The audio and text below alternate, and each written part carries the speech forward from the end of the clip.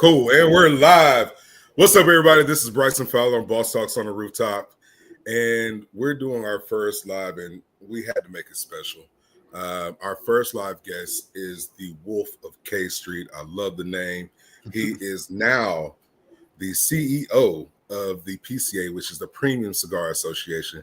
If you are into cigars, you are a cigar enthusiast, you're a manufacturer, you're a retailer, you know that being a part of this organization is such a big deal. They host a large trade show at the beginning of kind of the first quarter of the year. And I have no way to show my gratitude to our very own Joshua Habursky. How you doing, sir? Doing well. Thank you so much for having me on the show. Very excited. This is Bosstalks. I was very excited when I got you reached out and said, hey, let's do the podcast. And I first time I really feel like I'm the boss this week, because we had our board meeting last week, and obviously the announcement of the official CEO title. So I had executive director, still running the association, but this is like the first week back in the office, kind of running operations, and it's certainly been busy. Yeah, I can imagine so. So because like you're gonna still hold the executive director part and the CEO's aspect. So it sounds like you're taking on double duties. Yeah. Oh yeah, absolutely. Well, triple duties, I think. So I used to be the chief lobbyist for the association, and I still run government affairs having to do, the White House, Congress, and the Food and Drug Administration. I don't do the state lobbying. We have Glenn Loop, who used to be the executive director for Cigar Rights of America. He runs our state operations, but I have that. The executive director and the CEO running the association. A lot of people don't know, but the association also owns a building in Washington, D.C. Near Union Station. So we have tenants, we have parking tenants, we have, 2 renters. So kind of working, if a light bulb goes out, if landscaping needs done, if the trash needs taken out, I have those responsibilities in addition to, running the world's largest premium cigar trade show, and also some of our new events and partnerships that we've been rolling out recently, which I'm excited to talk about. Man, I'm excited to hear about them, because I was looking at, I was like, man, doing my research, and I'm like, man, I got to ask him some good stuff that I really want to know, because I've attended my first PCA last year and my second one this year. So I was in awe, because I had the Vegas experience and I had the New Orleans experience, and man, I'm just blown away by how big and how monumentous that thing is.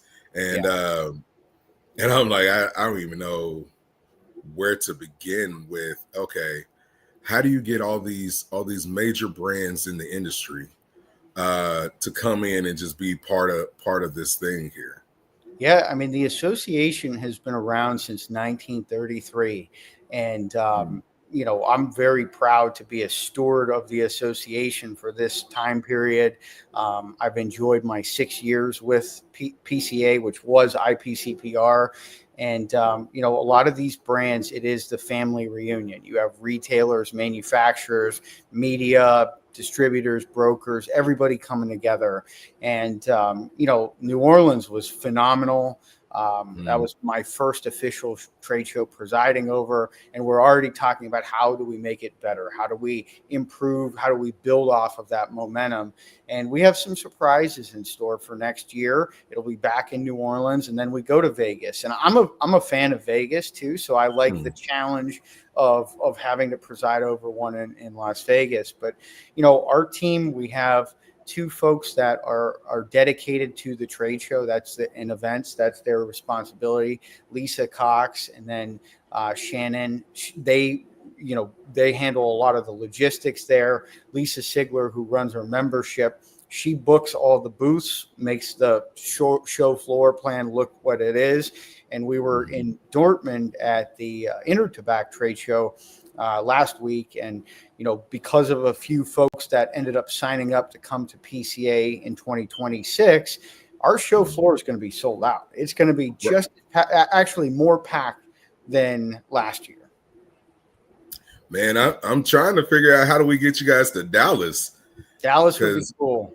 Man, I would love to have you guys in Dallas, just seeing, because I believe we're top 5 in membership throughout the country. And then with us being such a smoker friendly state, I know St. Louis has us beat, but who wants to go to Missouri? Yeah, the size of our show and the continuous smoking space has really made it so that New Orleans and Vegas are our only 2 options. Now, there are some build outs going on in other cities, and we continue to explore.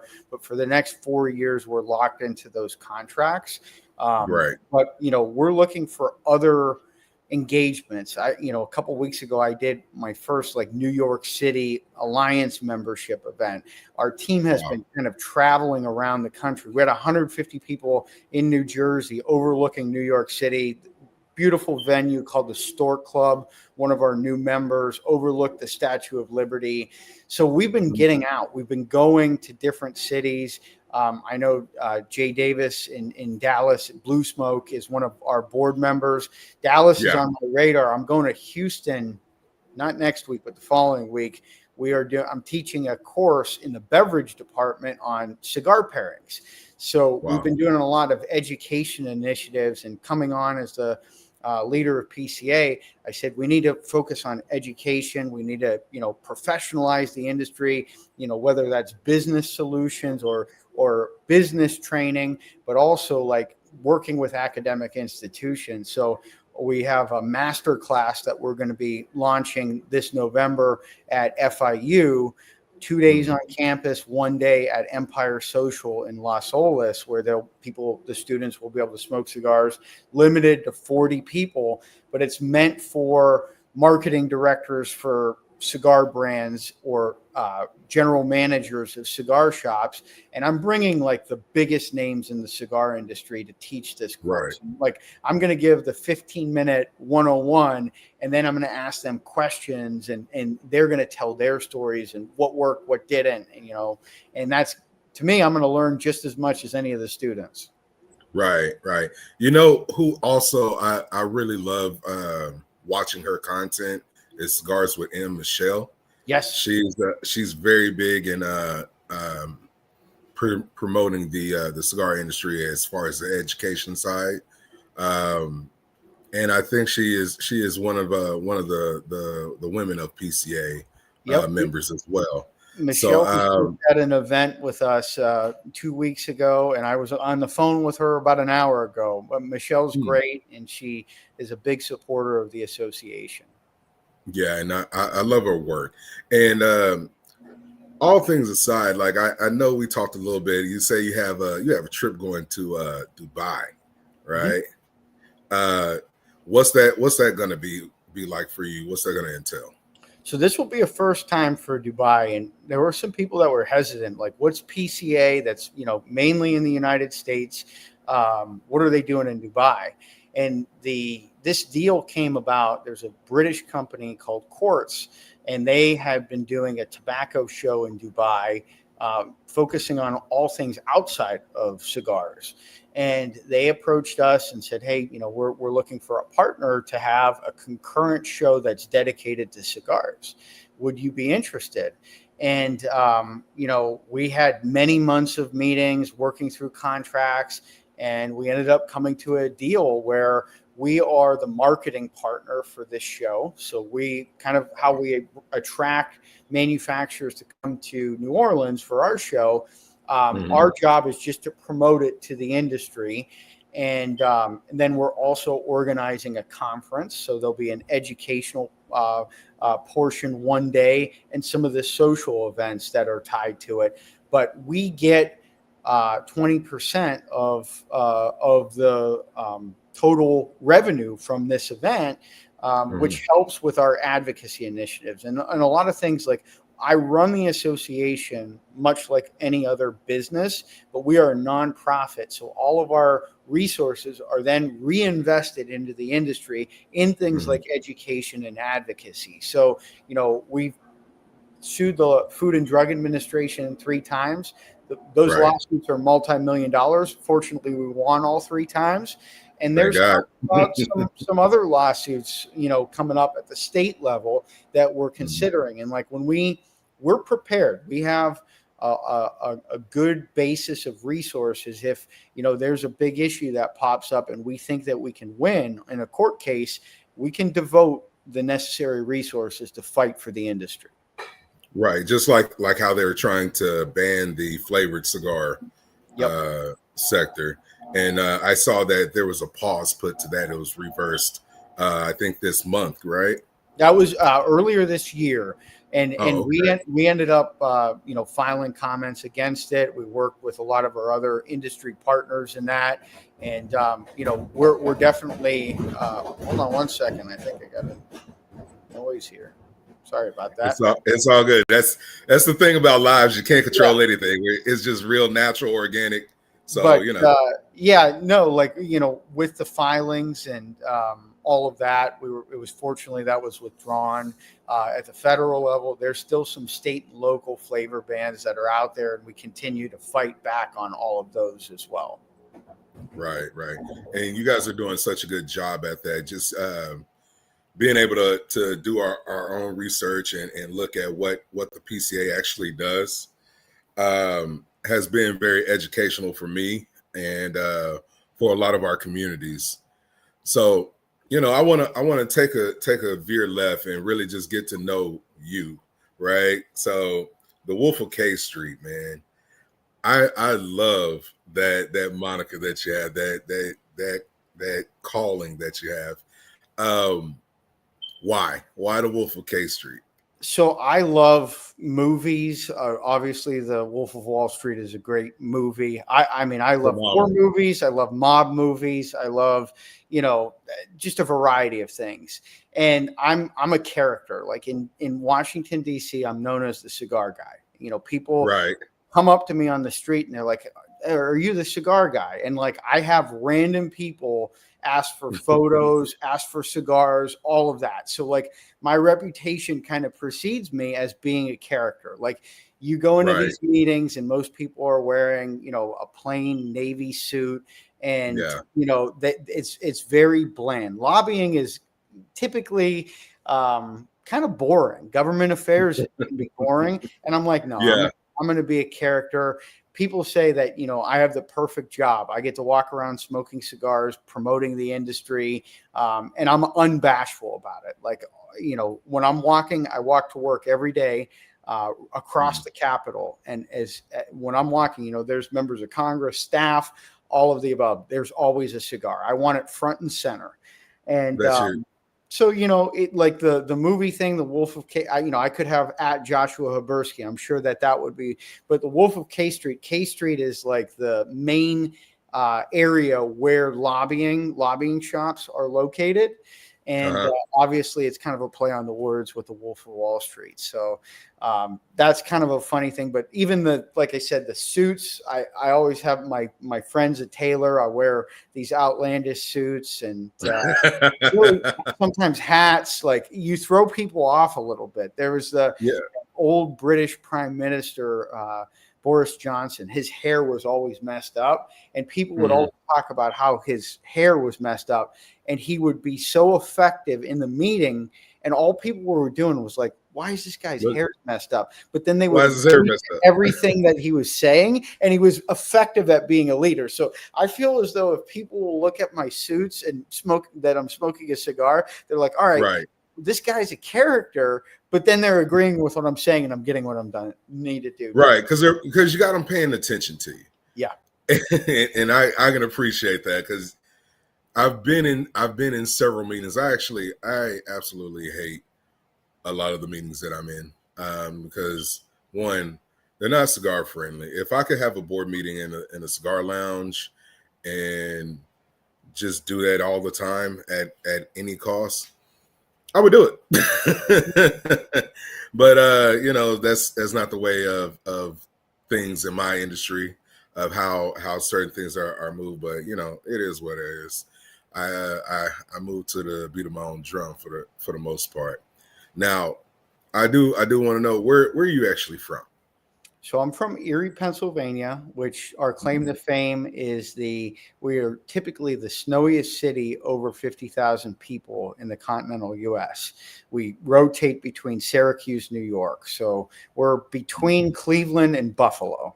And my parents are still there, and go and visit them quite a bit, although my sister moved to New Bern, North Carolina, and they're there with their grandson quite a bit, not as much in Erie anymore. Right. Okay, so growing up in Pennsylvania, are you a football fan? I am. I'm a Bills fan, though. Which sadly, I wanted to know, because you said it was close to Buffalo. I'm like, well, he might be a Bills fan, so that makes me like you a little bit more. Because had you said you were an Eagles fan, I would immediately try to terminate this interview. Yeah. No, I being a Cowboys fan.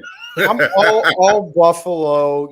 I grew up all Buffalo, though. Now I've been in DC for 12 years.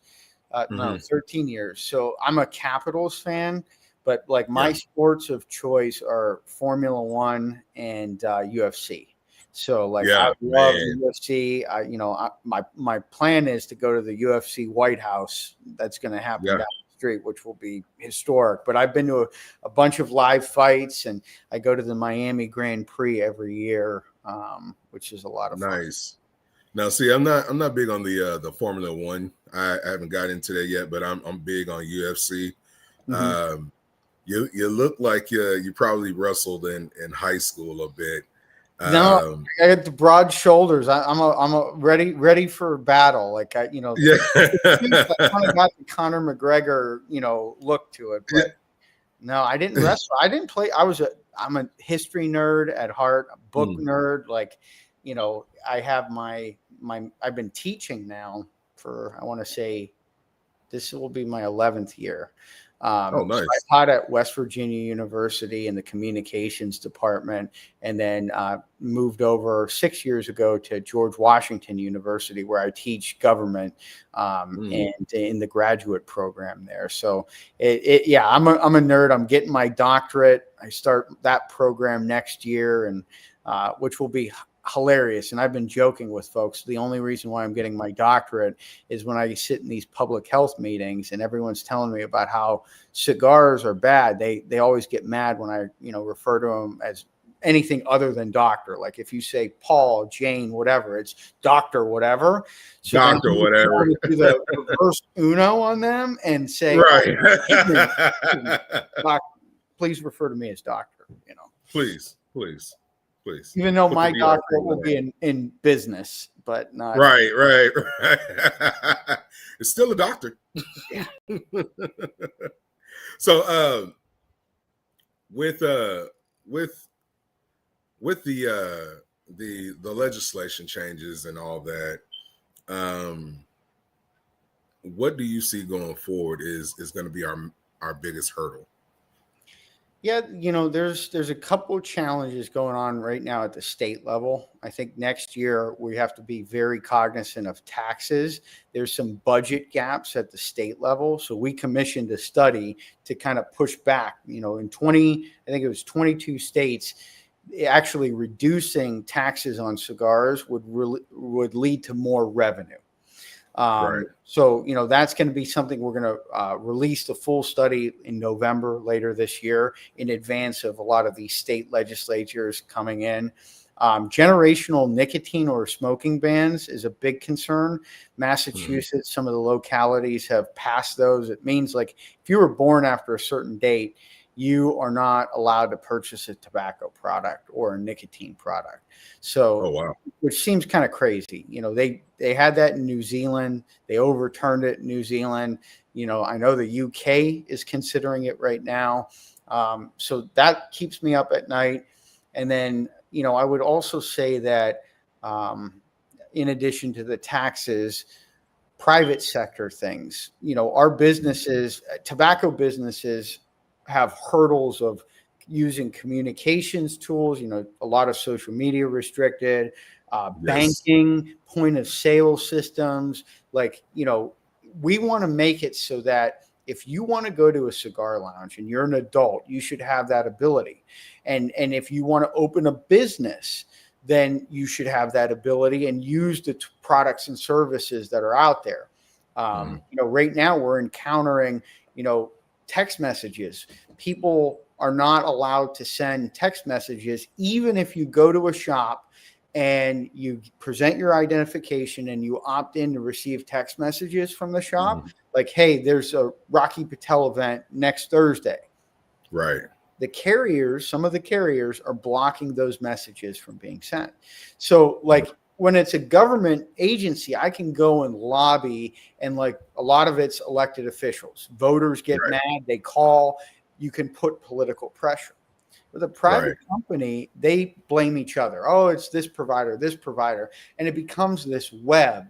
And we can't file lawsuits on every single thing where there's an injustice on the industry, or else we would be broke. The association, you got to pick your battles. Cease to exist. Yeah, you're absolutely right. You got to pick your battles. I understand that. Because going on the retailer side, because a lot of my friends are lounge owners, right?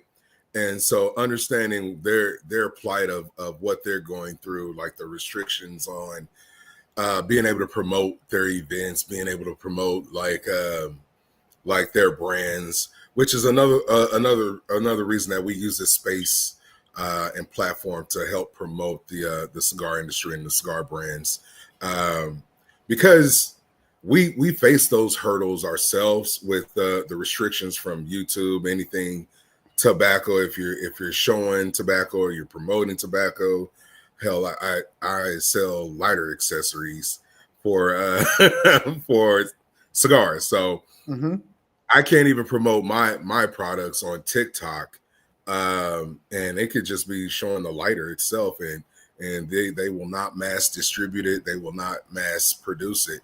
And it takes a lot of clever workarounds to attract more people to the channel and find cigar enthusiasts that are looking for it. With every challenge, there's an opportunity. And I think that's where, as I mentioned, I kind of look at the association as a business, and we want to invest in tools that we believe in and that can help our membership. So, on the technology side, I set up a new technology subcommittee. I set up 4 new subcommittees to work on the nitty gritty things, the things that I might not be an expert in. And we're looking at technology platforms and tools that we could partner in, invest in, to provide for our membership that will then be free from, these arbitrary terms and services changes where they're like, well, we're not dealing with any tobacco product anymore. So, I think that there's going to be some good momentum in the next 2-3 years as we launch some of these tools. And we're doing it with some of, just existing partnerships as well. We're going to announce, I think in the next 2 weeks, a partnership with Eventbrite, where any of our members are going to get a discount, on per tickets because of a partnership that we brokered with Eventbrite. So, that's a tool that a lot of people are using. And if you're a lounge and you're doing a weekly event, 30, 40 people, and the tickets, the 50 cent savings per ticket, that adds up to thousands of dollars over the course. It really does. So we're helping these businesses in very small ways. But if you add a lot of those small ways up, it becomes much more impactful. Well, I look at it as the how do you eat an elephant method. And, you just sit there one bite at a time. And so you got to take those small steps, the increments, because you look at the taxes for a cigar in Texas, it maxes out at 30 cents. But if you're looking at it as a whole, that 30 cents adds up to a couple $1,000s just on a few few inventory orders that you're looking at. And so I get why because I do money. Like if you're showing me with the money, I can figure out the industry, right? Yep. So if I'm seeing that, okay, I'm paying 30 cents on taxes because of new tariffs or new legislation, I'm losing out of that money, and then I'm still being taxed on that revenue on a second part whenever I go to file my own business taxes. So I've already paid out this one tax on it, and then they're turning around and making me have to claim that as revenue. So I understand why the retailers are finding it really hard, and why the cost of the cigars are going up, and we're trying to stave off this industry becoming so expensive that we phase out the everyday smoker, because like there's only a few and far between that where everyone can afford a $30 cigar at this point, or a $60 cigar. That's not even viable. You're absolutely right. I think one of the beauties of the cigar industry in the United States, and I was just over in Germany and France, is you have a lot of incredible $8 cigars here in the U.S. and you have a lot of options where you can go and smoke, and it's a sense of community. It's the great equalizer. It doesn't matter what your job is, your race, religion, creed. You can go to a cigar lounge. And honestly, that's why I have my dream job. I get to meet people. I go to, the most remote parts of the country. And sometimes those are better than a major city that anybody wants to go to, because it's the people. And like, it's your story, my story. We're united by this leaf. And it's the beauty of enjoying a cigar a lot of times is who you're smoking it with, Yeah. And a lot of times I've been learning so much just by having these sit downs and these conversations. Like normally, like for me and you, we probably wouldn't even sit down, but because of our love of the leaf, we have a commonality. We can talk about it, right? So I'm gonna ask you this. It's real personal. It's real intimate, right? What is your everyday stick? What is your everyday leaf? So I try, and it's going to be a kind of a weird answer, but I try many different cigars like all the time. So, the average, and the FDA statistically, the average cigar aficionado has less than 2 a month. Now I'm an extreme outlier. I have 2 before 9 a.m.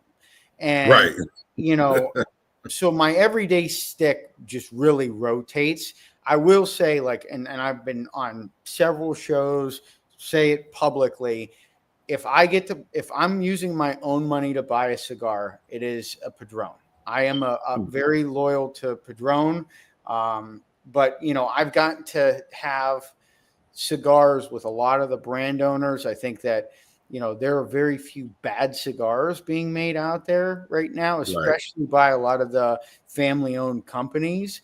And there's so many that right now I just bought a box of the Aging Room Concertos. I'm really a good fan of those right now. Rocky Patel's Emerald.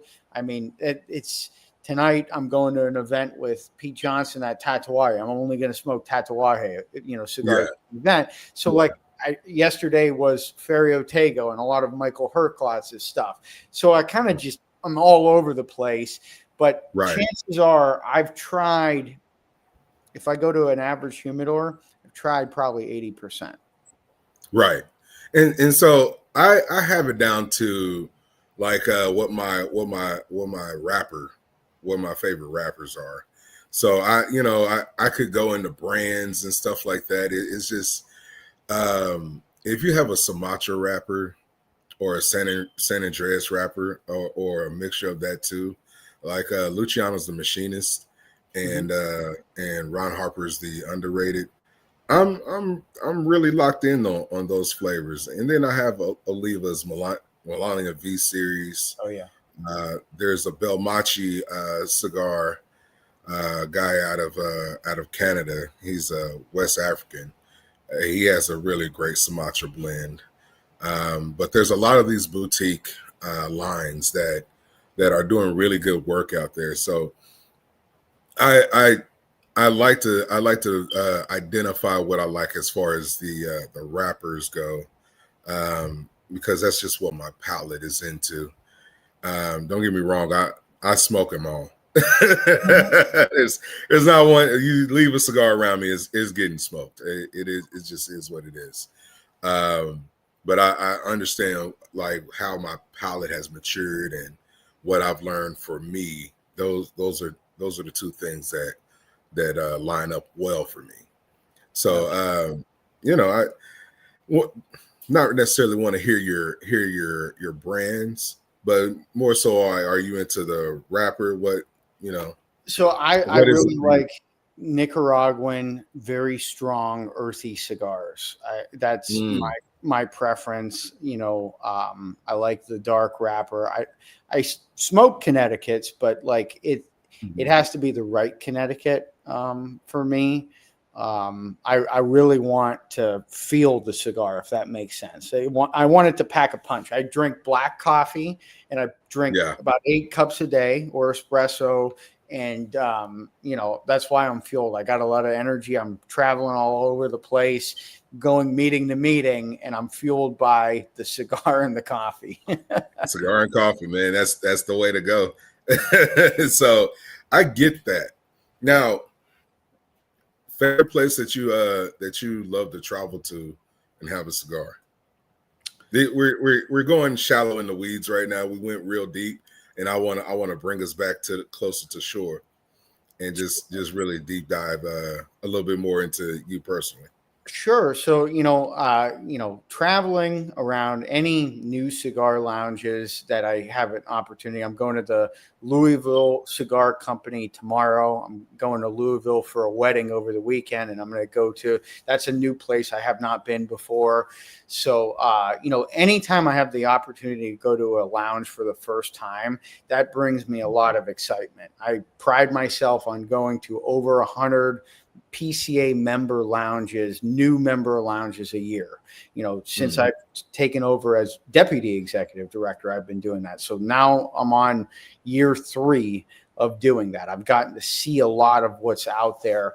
I enjoy having a cigar on, balcony if I'm on vacation somewhere in like Europe. Right. I mean, I did that with my mom in Greece last October. That was incredible. And then I'm fortunate to go to some of the cigar festivals in Nicaragua, Dominican Republic.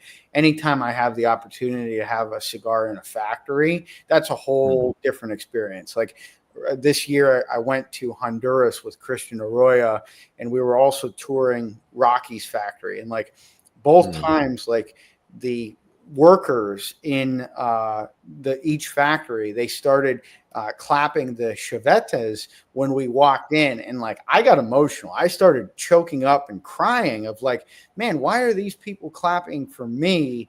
Like they're the ones that put in the hard work for us to enjoy this product here. And like it came full circle for me. Anytime you go in country, you get a lot of energy. You're like, you know what? Yes, we socially enjoy cigars. This is our hobby, our pastime, our passion. And yes, brick and mortar stores, that small businesses, that's people's livelihoods here. But you get another element going there and seeing the families and the infrastructure that it's built there. And it's like, man, I have a lot of responsibility. You cannot play around in the US, which it's the largest market for premium cigars. There are a ton of people, the 800 people when I walked into Rocky's factory that are clapping, knowing that I defend cigars in the US. I'm thinking to myself, well, 800 people, let's round and four people in each family. Like there's thousands of people that depend on this. And that's just one factory. So that's just one, I kind of take that with me and I'm like, man, anytime I go to a country that produces cigars, when I come back, I'm ready to go. I'm all feisty and wired, ready to take on, the government officials that are trying to, prohibit the love of the leaf that we have. Right. And see, that's very powerful because it makes it personal. And Yeah. and I love seeing your passion when you talk about it. When you come back, it's kind of a catch-22 because like whenever I travel, I'm like, man, this is so beautiful out here. Having a cigar in another country and being amongst people that are just so vibrant and just welcoming. And then you come back to America and you're like, man, when can I leave again? But it's amazing that like I love my country. It's just that we have so much to fight for. And not just fighting amongst each other. It's just more so fighting for us to make sure that we are able to live freely how we choose to live freely and not impede on anybody else's growth in this country and how they promote their family life, right? So saying that, what is your take on talking with the healthcare industry? Because that's one of our major adversaries or oppositions that we come across is, are cigars healthy? And I'm like, well, we're comparing two different things, and with the arguments, and then the research, we can go by numbers and do this, do that, but how do we come to a happy medium with our healthcare professionals? Yeah, Which happens too. unfortunately, they've come at it as prohibition. The Tobacco Control Act, when it first was taken shape, it was about preventing youth from smoking. And the premium cigar industry, average age of first consumption is the age of 30. This is an adult product. And we believe that if you're an adult, you should be able to make a conscious decision to have a cigar. So if you look at the health data, that's what has won some of our court cases. We push back on it. So, I think unfortunately with the healthcare sector, they have continually moved the goalposts. And just because there's an acronym that sounds fancy and they're seen as this public health, they're purporting some junk here and there.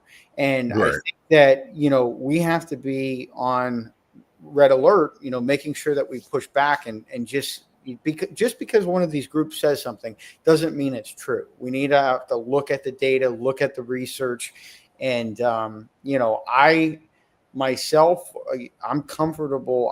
Like I said, I smoke a lot of cigars. There's risk to anything we do. If we eat a ton of cheeseburgers and stuff, there's risk to what we do.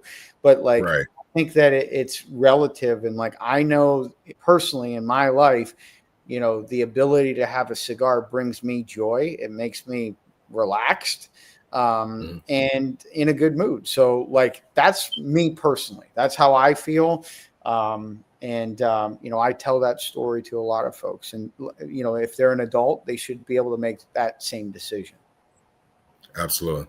So moving right along with the PCA, you guys are more geared toward the retailer manufacturer side of things, and I see you guys running parallel with the CRA, right? Cigar Rights of America. What does that fashion look like when you guys actually connect on the same thing? Because I know they're more consumer centric than anything. Like they like the retailer, the manufacturers, but they also primarily focus on consumer driven memberships. What does that partnership look like whenever you guys connect? Yeah, Cigar Rights of America, we have a long-standing relationship with them. We've been partner in the foxhole, so to speak, when it pertains to the litigation. CRA is a lot of the family-owned manufacturers that lead the organization. And the consumer side of things, we support them. I encourage people to become CRA members. I myself am a CRA member. We focus on the business of specialty tobacco retail, but most retail issues also affect manufacturers. So we have to partner with them. And, again, limited resources, we kind of divide and conquer on some of these issues. We share a lot of information.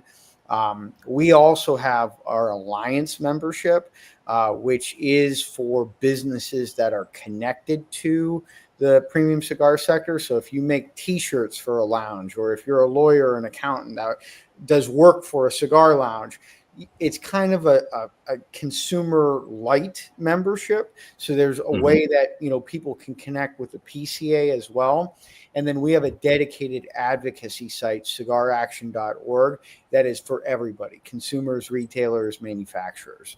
So the alliance membership that I reference, that people aren't able to come to the trade show if they're alliance members. That is, the trade show is a business event. It's for retailers, manufacturers, people that are in the industry. So, that's kind of the only difference, I guess, between alliance membership and a regular PCA membership. Right. And the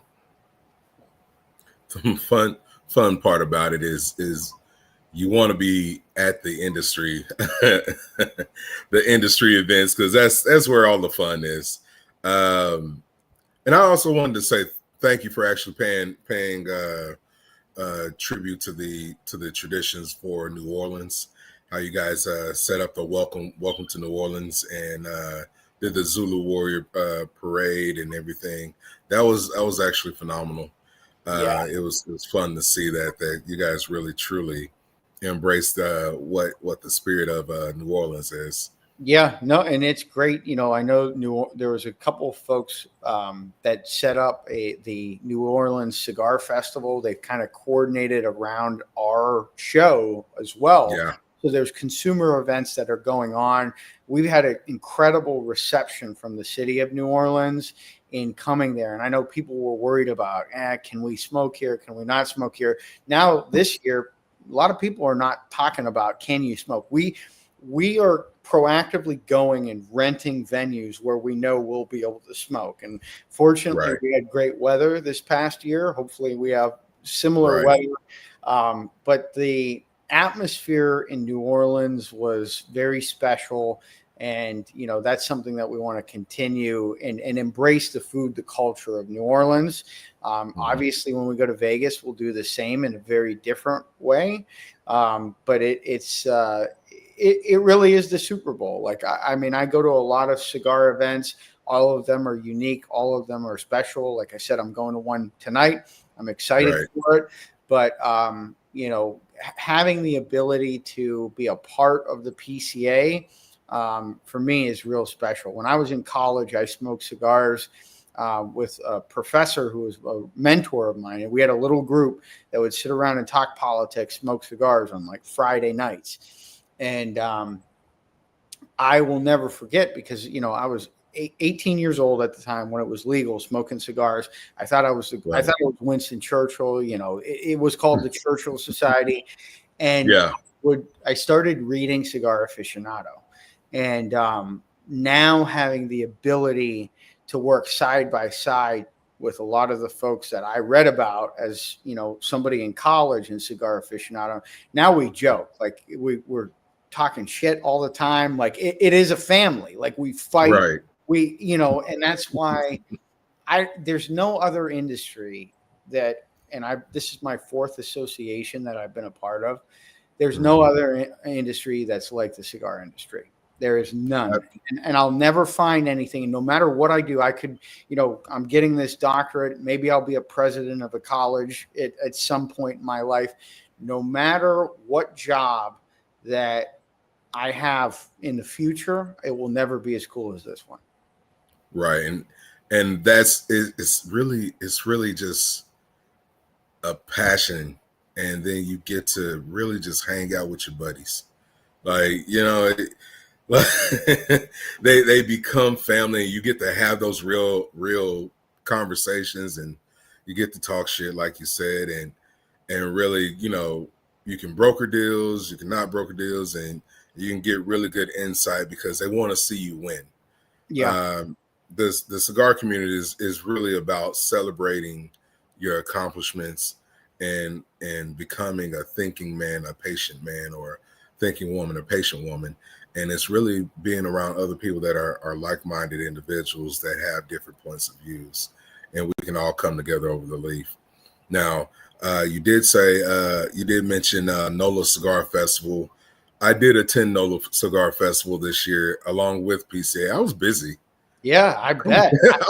I was busy as hell. I was supposed to go to the one, but like that week it's funny because a lot of my family members were like, "Hey, we want to come to the trade show," and like my mom, and I said, "Don't come." Like I have no time. I'm up, and like invariably, if there's a problem, if there's an issue, like it's me. I have to make decisions. If it starts pouring rain and we have an outdoor event, I got to work with our events team and make a decision. So, right. I'm hopeful this year, and since it's my second year, I will at least get to go to one of the events for the NOLA Cigar Festival. Right. And the hospitality is phenomenal. The guys that host and throw it on there, they extended their reach out to us and just so welcoming when we went to the various different comedy shows. They have other smoke sessions along, and they run parallel alongside with the events that were going on with PCA, and so it was just a very great experience to go PCA one side, then NOLA Cigar Festival the other side. It was a lot of cigar shenanigans going on, and it was I loved every bit of it. So with that, I'm not going to hold any more of your time. I want to know, how can we get connected with you? How can we help champion the PCA further along? How do we reach out to you? Yeah, absolutely. So, we have three main websites: premiumcigars.org, which is our anchor website. We have our PCA trade show website, and then Cigar Action, which is our advocacy website. Those are the three main ones. And then, we're very active on social media. Antoine, our senior director of marketing communications, does a really great job at, posting information, posting content all the time. And so, we want feedback. Our team wants to know what we're doing right, what we're not doing right, how we can improve. That's one thing that I'm a big believer in. Like, even if something goes well one year, we got to think about how we can make it better. We got to keep people engaged in this. And we've gone through some transitions. Over the pandemic, when we didn't have a trade show, I was through kind of the worst of the times with the association. And now to see where it is now, we have a vibrant team. We have a team that works well together, and we're doing some out there ideas and right. Having fun along the way. So connect with us. Feel free to reach out. Like I try my best to answer every email and message that I receive. I want to be I said to our board of directors when they selected me, I said, I want to be the most active and the most accessible executive director, CEO that the association has ever seen. And that, hopefully I can continue that. I know it's busy on the road and stuff. And then, you have a 12-hour flight and you're like, oh man, I have 300 emails I need to, address. So, right. You're a busy man, and that's why I'm like, it's amazing that you are so reachable, you are so relatable. You like I said, I reach out to you, you answer right away, and we got you on the schedule, and we were able to do this, and I'm so just thankful and grateful for what you've done. I want to go to the Dubai show. So if we can figure out how to get Boss Talks to Dubai, let's do that. Hey, your media credential, we'll get you a free ticket to it. So I mean, we are trying to get media to come. I know that we've approved 4 or 5. So if you submit that, you'll get a free ticket to the show. Man, all you gotta do is tell me once, and I'll run the play, coach. It's going to be incredible. Like I said, I've never been there, but Raid, who runs the Leaf Master, he's on our advisory board, and like I've seen a lot of the pictures. He's had folks there at his retail shops, and I'm just like, all right, we're in for a treat. This is super cool. And then we had a meeting in Germany about the Dubai show. And he was telling me, like, this is what he has planned for the evening events. And like, this is a whole nother level. I mean, like I just worry, like when people experience that, much like when I go to Pro Cigar and see their evening parties, you set a standard and you set an expectation. So like, we got to make sure that we're also covering our bases here in the United States at our show. So we have some tricks up our sleeves for PCA 2026. Man, I'm looking forward to it, brother. I appreciate you again. Guys, remember to like, subscribe, share the channel. And thank you to our guest, the CEO, the Wolf of K Street, Joshua Habursky. All praises, all blessings, brother. We'll catch you next time. Thank you so much. Take care. Peace.